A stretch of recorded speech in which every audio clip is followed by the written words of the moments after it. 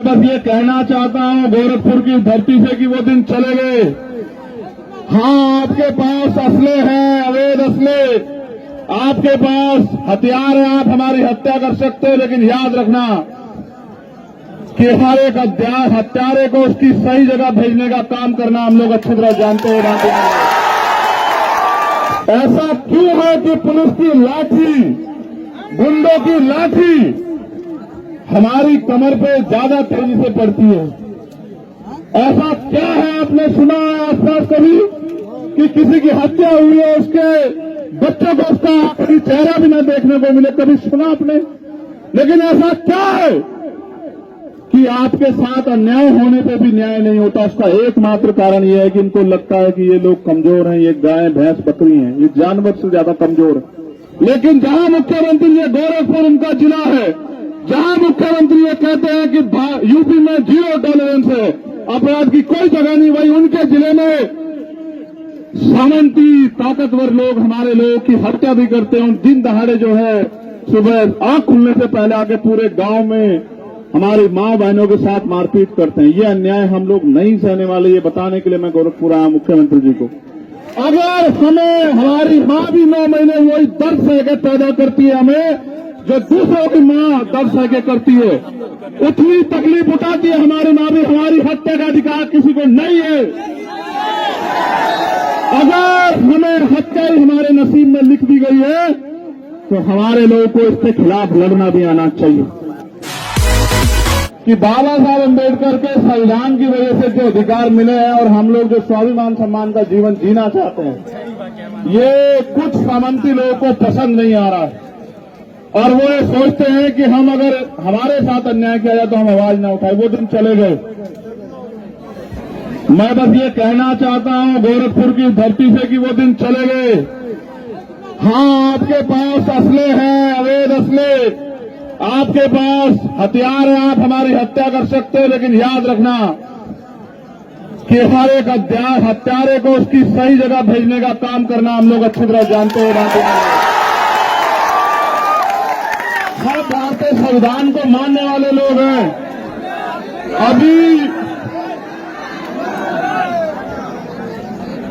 अभी हमारे पास वो ताकत नहीं, राजनीतिक ताकत, जिस ताकत के बल पे ऐसे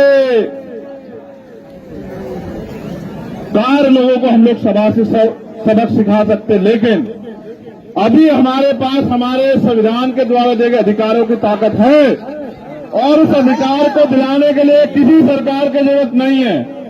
उस अधिकार को दिलाने के लिए हम और हमारा शरीर ही बहुत, हमारे समाज का जो ये ताकत आज यहां खड़ी है।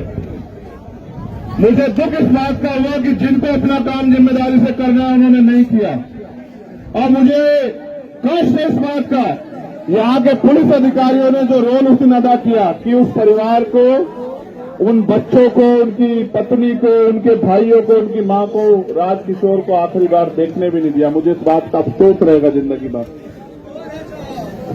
ऐसा क्यों है कि पुलिस की लाठी, गुंडों की लाठी हमारी कमर पे ज्यादा तेजी से पड़ती है? ऐसा क्या है? आपने सुना है आसपास कभी कि किसी की हत्या हुई है, उसके बच्चों को उसका आखिरी चेहरा भी न देखने को मिले? कभी सुना आपने? लेकिन ऐसा क्या है कि आपके साथ अन्याय होने पे भी न्याय नहीं होता? उसका एकमात्र कारण यह है कि इनको लगता है कि ये लोग कमजोर हैं, ये गाय भैंस बकरी हैं, ये जानवर से ज्यादा कमजोर है। मैं यहाँ के अधिकारियों से, जो सम्मानित अधिकारी, उनसे कहना चाहता हूं, कम से कम वर्दी की लाज रखो। ये वर्दी आपको किसी अपराधी, किसी गुंडे, किसी नेता की दया से नहीं मिली। ये वर्दी आपको आपकी मेहनत और भारतीय संविधान में जो अवसर की क्षमता मिली है उसकी वजह से मिली है नौकरी आपको। और आपको चाहिए कि आपका एक एक कदम कमजोरों की सुरक्षा में होना चाहिए। लेकिन जहां मुख्यमंत्री ये गोरखपुर उनका जिला है, जहां मुख्यमंत्री ये कहते हैं कि यूपी में 0 टॉलरेंस है, अपराध की कोई जगह नहीं, वही उनके जिले में सामंती ताकतवर लोग हमारे लोगों की हत्या भी करते हैं। दिन दहाड़े जो है सुबह आंख खुलने से पहले आके पूरे गांव में हमारी मां बहनों के साथ मारपीट करते हैं। ये अन्याय हम लोग नहीं सहने वाले, ये बताने के लिए मैं गोरखपुर आया मुख्यमंत्री जी को। ये तो उनका जिला है। आप सोचो जब गोरखपुर में हाल है तो अन्य अन्य जिलों में क्या हाल हो रहा होगा।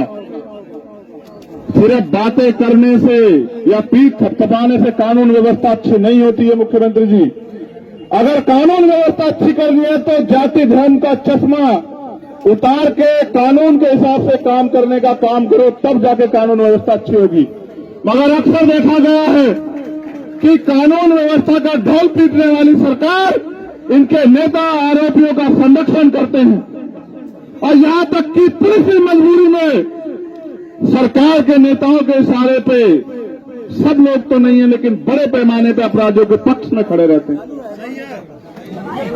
ये अन्याय हम लोग नहीं सहेंगे, ये बात आप लोगों को समझनी पड़ेगी। और जो बात मैं आपसे कह रहा हूं, स्पेशली नौजवानों से कह रहा हूं, अगर इस तरह मरना है तो फिर लड़ना सीखो।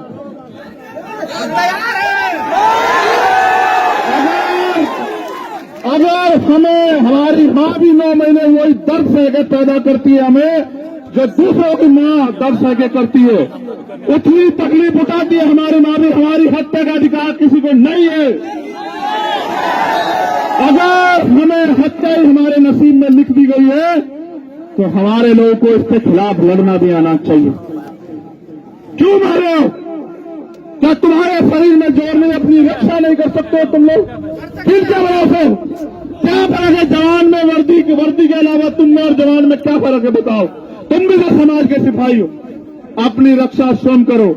और मैं मुख्यमंत्री से कहना चाहता हूं, मीडिया के लोग भी आए, अगर वास्तविकता में आप न्याय करना चाहते हो, नहीं चाहते कि दलितों के साथ, कमजोरों के साथ, पिछड़ों के साथ अन्याय हो, तो आप ये लाइसेंस हमारे लोगों को भी देने का काम करो। हम अपनी रक्षा स्वयं करेंगे। आप याद रखिए, लाइसेंस की जो आवश्यकता उसको है जिसको खतरा सामंतियों को नहीं है, खतरा सरकार के लोगों को नहीं है। खतरा यहां इस प्रदेश में और देश में मेरे लोगों को है। उनकी हत्याएं हो रही है। हम अपनी बच्चों को चाहे हाथ रख में न अपने हाथों में उनकी लाश को उठाते, हमें खतरा है। उनको छोड़ो, जब मेरे ऊपर गोली चलती है तो इनको बेचारों, इनकी क्या जिंदगी बची उत्तर प्रदेश में। लेकिन याद रखना, ये अन्याय हमें तोड़ नहीं सकता, ये अन्याय हमें डरा नहीं सकता। अपने ऊपर होने वाले के अन्याय का जवाब हम लोग आने वाले समय में देंगे, ये बात आप याद रखना। मेरे कमजोर लोगों, मेरे कमजोर लोगों, रोज रोज रोने से अच्छा है एक दूसरे के हाथ पकड़ के एक दूसरे की ताकत बनो, ढाल बनो, एक दूसरे का संरक्षण करो, रक्षा करो। तुम्हारी संख्या इतनी है कि दुश्मन की गोलियां कम पड़ जाएंगी। मैं आपसे कहना चाहता हूं, आंखों का पानी सूख गया, इतनी बार तकलीफ होती है। जितनी ताकत से आप यहां आए मेरे आने पर, हर अन्याय के खिलाफ इतनी ताकत से जाओ कि हर ताकतवर के सावंती को, हर अन्याय अत्याचारी को पता लग जाए कि तेरे दिन अब ज्यादा नहीं है उत्तर प्रदेश में। और मैं प्रशासन के लोगों से कहना चाहता हूं, जो मांगे हमने रखी हैं परिवार के लिए और उन लोगों के लिए जो घायल हैं, अगर इन मांगों को 15 दिन में पूरा नहीं किया गया, 15 दिन उनके, 16वां दिन हमारा, मैं वचन देके कहता हूं अपने परिवार को कि 16वें दिन हमारी लीडरशिप यहां घोषणा करेगी और जो तारीख तय कर देगी, मैं आपसे भी कहूंगा आना। मैं वचन देके कहता हूं कि कोई अधिकारी गोरखपुर का कुर्सी पर नहीं बैठेगा जब तक हमारे परिवार को न्याय नहीं मिलेगा। सूरज पश्चिम से निकल सकता है, लेकिन जो जबान मैंने आपको दी वो कभी कमजोर नहीं पड़ सकती। मेरी बात को याद रखना है।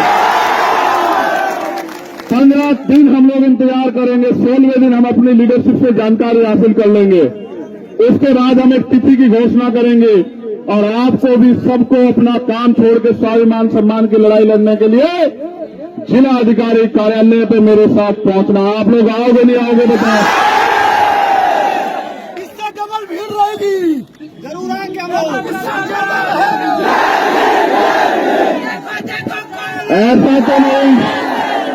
ऐसा तो नहीं कि आप ये समझो कि हमारी जिम्मेदारी तो अदा होगी है। उस दिन तो हम चले गए थे, हम तो 2 आंसू बहा आए, हम तो 4 नारे लगाए आए। अब हम क्या करेंगे राजकिशोर के घर जाके? ऐसा तो नहीं होगा, ऐसा तो नहीं होगा कि राजकिशोर का परिवार, ऐसा तो नहीं होगा मेरा ये राजकिशोर का परिवार ये सोचेगा कि ये भी लोग झूठे निकले नेताओं की तरह? तो चलो मेरे साथ हाथ उठा के वचन दो कि जब भी तारीख डिसाइड होकर आएगी, तो वचन की जब भी तारीख डिसाइड होगी, आप जितने लोग यहाँ हो एक एक आदमी को और लेके जो है गोरखपुर जिलाधिकारी कार्यालय में पहुंचेंगे। कहो कि हम वचन देते हैं कि अपने साथ एक और साथी को लेकर जिस दिन की तिथि तय होगी गोरखपुर जिलाधिकारी कार्यालय पर पहुंचेंगे। हमारा आंदोलन अनिश्चितकालीन होगा। क्या तो हमारे परिवार को न्याय मिलेगा या फिर हम वहां लड़ते लड़ते अपनी जान दे देंगे, लेकिन छूटेंगे नहीं। मैं आपको ये बात इसलिए भी समझा देना चाहता हूं, आप ये बात, अन्याय के खिलाफ आवाज न उठाना भी गुलामी है। बाबा साहब अम्बेडकर ने कहा अन्याय करने वाले से अन्याय सहने वाला ज्यादा दोषी होता है। अगर हम अन्याय सहते रहे तो ये अन्याय हमारे घरों तक आएगा। अगर आप इस बात को सोच के चुप है कि उत्तर प्रदेश से गोरखपुर में हुआ, मेरे जिले में नहीं हुआ, अगर आप इस बात को सोचकर चुप है कि मेरे जिले में हुआ, मेरी विधानसभा में नहीं हुआ, अगर आप इस बात को सोचकर चुप है कि मेरी विधानसभा में हुआ, मेरे ब्लॉक में नहीं हुआ, अगर आप इस बात को सोचकर चुप है कि मेरे ब्लॉक में हुआ, मेरे गांव में नहीं हुआ, अगर आप इस बात को सोच के चुप है कि मेरे गांव में हुआ, मेरे घर नहीं हुआ, तो मैं आपसे कहना चाहता हूं अपनी बारी का इंतजार कर रहे हैं और कुछ नहीं कर रहे हैं। मेरी बात को याद रखना, आपको इंतजार नहीं करना है। कहीं भी अन्याय है गोरखपुर के आसपास, आप ये समझना कि आपके परिवार के साथ हुआ है, और आंख बंद करके उस परिवार की लड़ाई लड़ने के लिए उसके पीछे जाके खड़े हो जाना कि हम आपके साथ हैं, आपको अकेला नहीं छोड़ने देंगे। आज राजकिशोर का परिवार सोच रहा होगा कि ये परिवार, ये समाज उसके साथ खड़ा होगा, नहीं, ऐसा तो नहीं, वो डर जाएंगे। क्या राजकिशोर का परिवार डर जाएगा? उनकी एक मांग है, उन्होंने मुझसे कोई मांग नहीं की मेरे लोगों, उन्होंने एक मांग की कि हमें न्याय दिलवा दो। तो उन्होंने मुझसे नहीं कहा कि उन्हें कोई आर्थिक मदद चाहिए, उनको कोई जमीन चाहिए, सुरक्षा, कुछ नहीं। क्या हम राजकिशोर को लौटा सकते हैं? नहीं। लेकिन ये भी तो सही नहीं कि और किसी राजकिशोर के साथ ऐसा। तो मैं सामंतियों को भी ये बात कहना चाहता हूं कि औकात में रहो। हर चीज की एक सीमा होती है, और जिस दिन कमजोर करो मरो की स्थिति में आता है, उस दिन उसका मुकाबला करने के लिए कुछ बचता नहीं है।